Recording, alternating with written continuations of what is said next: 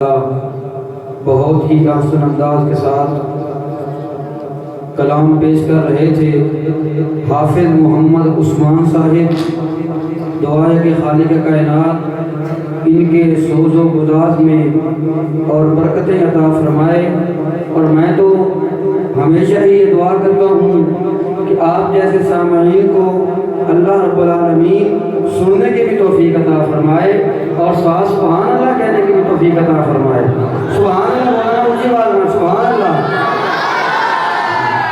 اسی طرح داد بھی دینی چاہیے اور یہ داد بھی ہوتی ہے اور ساتھ ثواب بھی ہوتا ہے، لیکن مجھے لگتا ہے کہ آج بخشش کی رات ہے۔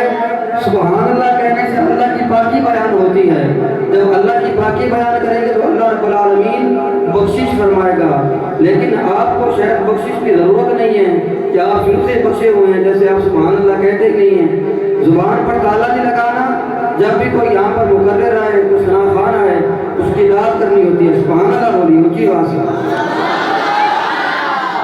شاعر شب برات کی فضیلت میں لکھتے ہیں کہ سجدے میں سر کو جھکانے کی رات ہے، سجدے میں سر کو جھکانے کی رات ہے، یاد خدا میں دل کو لگانے کی رات ہے، یاد خدا میں دل کو لگانے کی رات ہے، اور جنت خدائے پاک سے پانے کی رات ہے، سویا ہوا نصیب جگانے کی رات ہے، سویا ہوا نصیب جگانے کی رات ہے۔ دعا ہے کہ اللہ تعالیٰ آپ کے نصیب بھی جگائے، آپ کے سبحان اللہ۔ اب میں تقریر کے لیے دعوت دیتا ہوں۔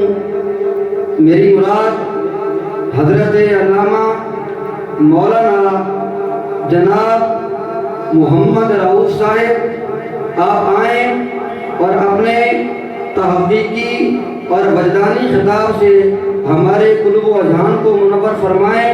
سامعین محترم، اسی دوران ہماری محفل کی زینت بنے جناب عزت مآب حضرت علامہ مولانا استاد محمد تحسین الاسلام صاحب، ہم دل کی تھا گہرائیوں سے آپ کو خوش آمدید کہتے ہیں، اور آپ ان کا بھی استقبال کیجیے اور علامہ صاحب کا بھی استقبال کیجیے۔ نعرہ تکبیر، نعرہ رسالت، نعرہ تحقیق، نعرہ حیدری، نعرہ غوثیہ، نعرہ غوثیہ۔